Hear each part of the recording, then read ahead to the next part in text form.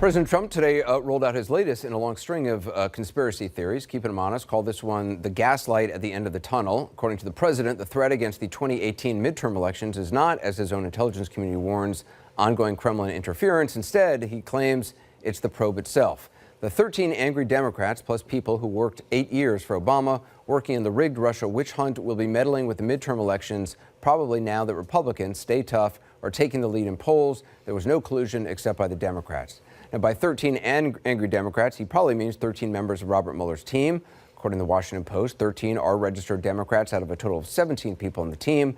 9 have made political donations to Democrats. 1 gave to the GOP as well as Democrats. Again, this is according to the Post. Now, additionally, the special counsel, who's barred by the 1978 Civil Service Act from taking political affiliation into account when hiring people, is himself a longtime Republican. So is the Deputy Attorney General who picked him. Yet to hear the president say it, a team of civil servants investigating his last campaign is busy rigging this one, which would be news to his own intelligence chiefs who are worried about the Russians, or the bipartisan Senate Intelligence Committee, or Secretary of State Rex Tillerson before he was shown the door. The point is, if it's their intention to interfere, they're going to find ways to do that, and we can take steps we can take, but this is something that once they decide they're going to do it, it's very difficult to preempt it. Well, you could say it's even harder when the commander-in-chief is pushing a conspiracy theory. The question is why, and this weekend the president's personal attorney, Rudy Giuliani, may have provided the answer. To be precise, he provided the answer yesterday, one conspiracy theory ago, talking to Dana Bash about what the president calls Spygate. We're defending, to a large extent, remember, Dana, we're defending here, it is for public opinion, because eventually the decision here is going to be impeach, not impeach. Members of Congress, Democrat and Republican, are going to be informed a lot by their constituents. So our jury is as it should be, is the American people.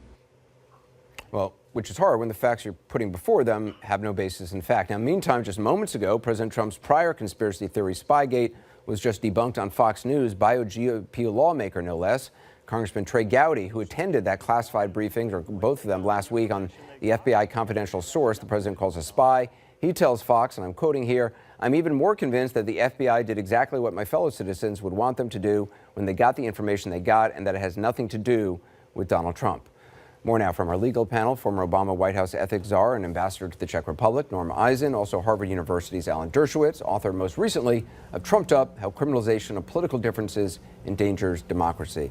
Professor Dershowitz, I mean, nothing to support the president's theory that Mueller's meddling in the upcoming elections. Is it excusable for him to say that? No, I don't think so. I've never thought this was a partisan investigation. I'm opposed to it because I think special prosecutors have people with targets on their back and they have to find some criminality. But this is not about Democrats or Republicans. This is about overzealous prosecutors, and it's about targeting people. So my complaint is very different from President Trump's. Let me just correct your previous panel about unrecusal. I had a case in the last 2 months where a prosecutor recused himself because of a conflict of interest.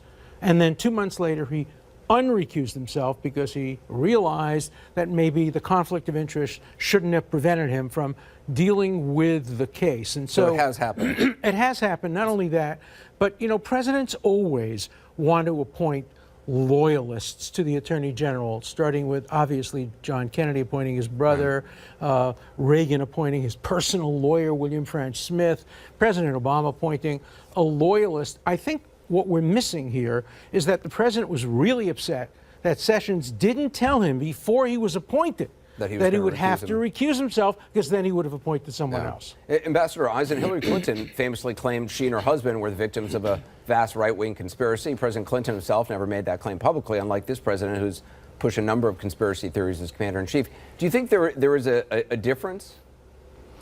Well, I do, Anderson, because what we've seen from President Trump is a non-stop smear campaign, lies, distortions. The Washington Post has found over 3,000 lies in a less Republican. So these smears, the constant false claims, there's no collusion, prejudging the case. It's shameful. We've never seen anything like it in American history, and it's profoundly undermining to the rule of law. So I think it's wrong. And on the recusal point, Jeff Sessions had an affirmative obligation to recuse. This was not a close question. Didn't he have an affirmative obligation to tell the president that he had to recuse himself? Alan, this is not a close question. Well, no, I'm asking you a specific question. Well, let me finish, and then I'll answer your question. Okay, but please answer it. I will answer it. The president has no right to tell Jeff Sessions that he should unrecuse. The law is clear that if Sessions was involved in a political campaign, he can't work on the review of that campaign. And yes, I think Jeff Sessions was correct not to tell the president. I'll tell you why, Alan. I'm answering your question. Don't interrupt me.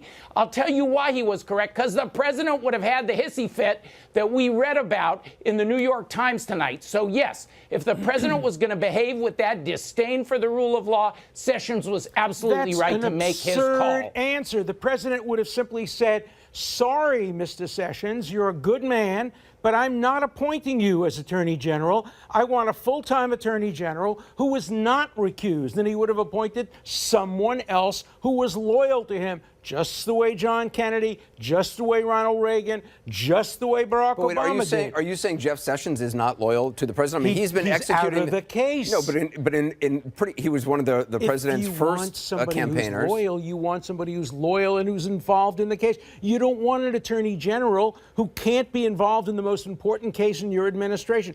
I'm not saying that's a good thing. I'm just telling you what would have happened.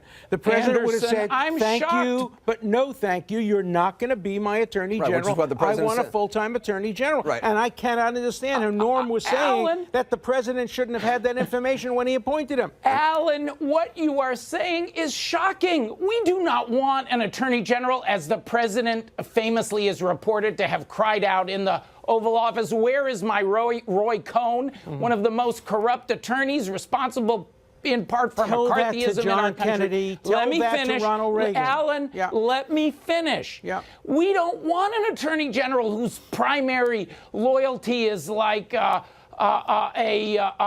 mafia consigliere. We want an Attorney General who will do what Jeff Sessions has done. He followed the law on recusal. It was not a close question. He was right to recuse. He's defended the Mueller investigation. We swear an oath, and you know this, Alan. You agree that he was right to recuse himself. He was right to recuse himself, but he was dead wrong to withhold that information from the president. The president's entitled to pick a loyalist. The Senate's entitled to reject that choice. That's the way our separation of powers goes. If you want to change the law and have the Attorney General, like in Israel and in England, not appointed by the chief executive, but loyal just to the rule of law, then change it. But right now, the Attorney General is a member of the president's cabinet, and he's entitled to have loyal people in his cabinet, as his Secretary of Defense, as his Secretary of Labor, and as his Attorney General. And Sessions was dead wrong in withholding that information from the president, which would have resulted in him not getting the job. Professor Dershowitz, thank you very much. Ambassador Eisen, thanks very much as well. Just ahead, checking in on the latest swings and roundabouts when it comes to that possible summit between the United States and North Korea.